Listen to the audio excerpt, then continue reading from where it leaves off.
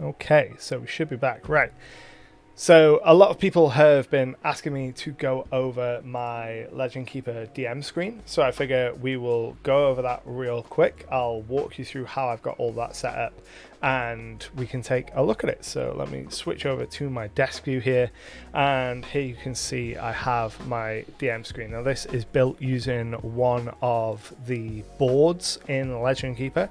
So when you make a page, you have the option to make it as a wiki page, as a map, or as a board. And I'm going to go ahead and make sure that that is working, which it is. And you can see that I have my DM screen. Now, all of these are linked to different articles that I have set up and nested underneath my DM screen. So you can see here all of the actual source articles. And the way that I use this is during the session, I will just click on any item that I need to and just have a look at it. So if I wanted conditions, I click on that and I'll get my conditions. Let's go back to the screen so that it works normally when let me go ahead and lock the page. There we go. That's how, normally I have it locked. So when it's locked and you click on them, instead of going through to the main page, it brings up this sidebar and you can see what they have in each of those wiki pages. And I break it down into a couple different ways. I have a combat area, a downtime area, a GM section, and then down here is just my player section. This gets updated much less frequently because I always forget about it. But we'll start through and I'll just run through a couple of them real quick. So in combat, like I said, I have conditions and states. That just lets me remember what the rules for conditions are. Then have the rules for cover. I have what the actions are in combat. I don't use this a whole heap, but this was really useful when I was learning 5th edition. I have notes on what the different potions of healing do because I'm always forgetting how much healing they give. I have rules for grappling and shoveling and climbing on creatures, rules for movement, and rules for sizing. And those are the things that I find that I most commonly need to refer to in combat situations.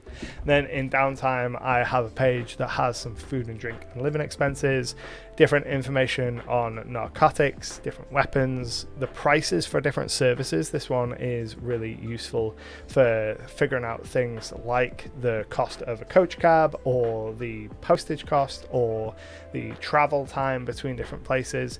Then I have a whole bunch of rules on gambling and games of chance, information on armor, drinking, the leveling up system, and then information on magic items. And then in the GM section, this is where I keep some of my more nebulous non-combat and non-session related stuff.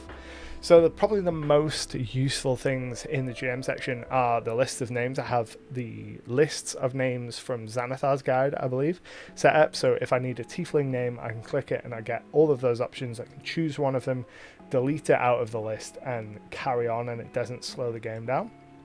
And then I also have these two, the quick monster builder and the quick NPC builder. These are probably the most useful things when it comes to on the fly kind of generation. So with the quick monster builder, it's just a table that gives me the proficiency bonus and standard armor class hit points and attack bonuses and DCs and stuff for a monster of each level, which means that if I want to deploy a monster against the party and I need to quickly adjust its stats, let's say that I have a level 5 monster going against a level 9 party and I want to bump up its stats a little bit, I can look at this table and go, right, okay, here's the information that I need, and adjust its stats accordingly. It won't be perfect, but it gets me closer to the intended CR, not that CR's worth anything, than it otherwise would. And then same with an NPC builder. This is based on my actual physical DM screen. I have a printout of this on my physical DM screen.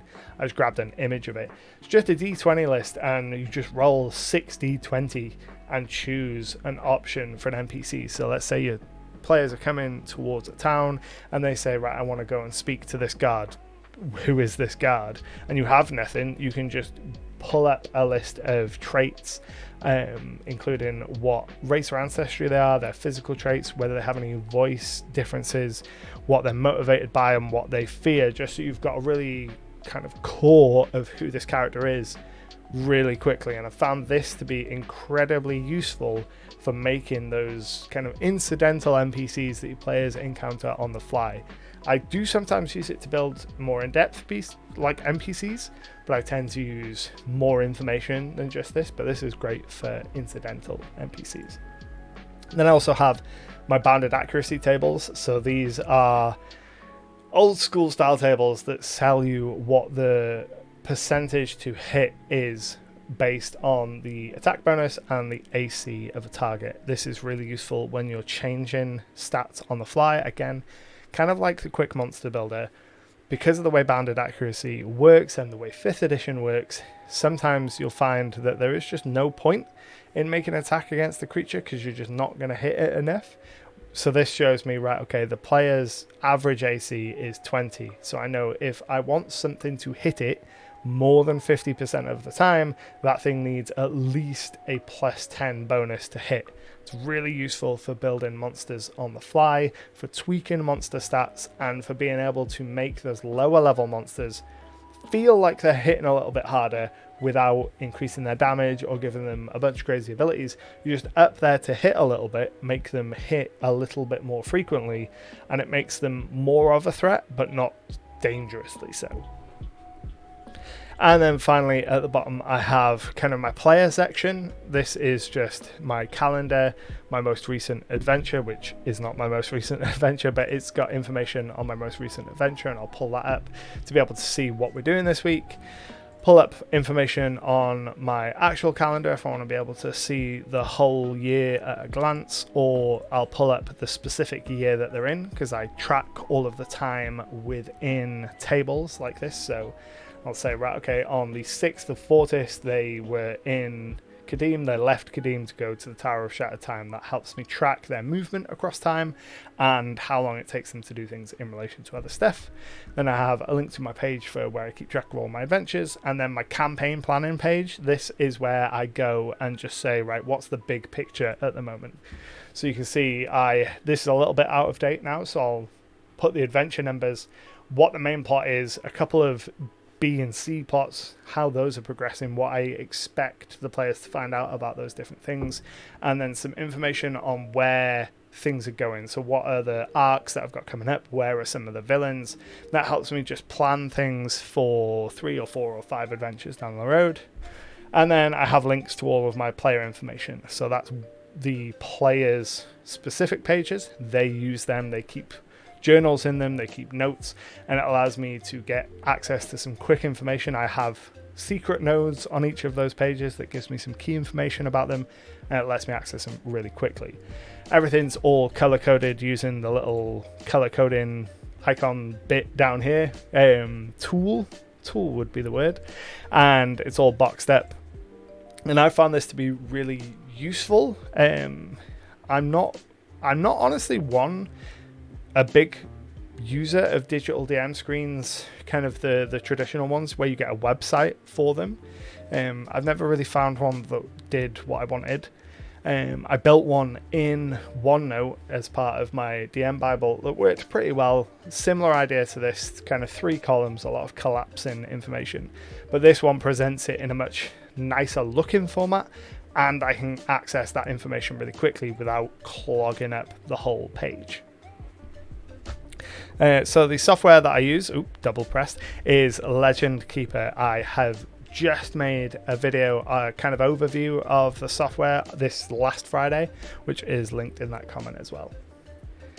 So that's my DM screen and the process I use to kind of track my DM style info at the table. Hopefully that was useful for you. And yeah, I'll cut this out and put it into an actual video on YouTube so people can use it too. And if you're watching this section on YouTube, that's right, I'm just going to do the whole YouTube segment within the stream rather than doing it after the fact. If you're watching on YouTube, come and follow me on Twitch, twitch.tv/Icarus Games UK, because we do collaborative world building every Sunday night and it's a lot of fun, so come and follow.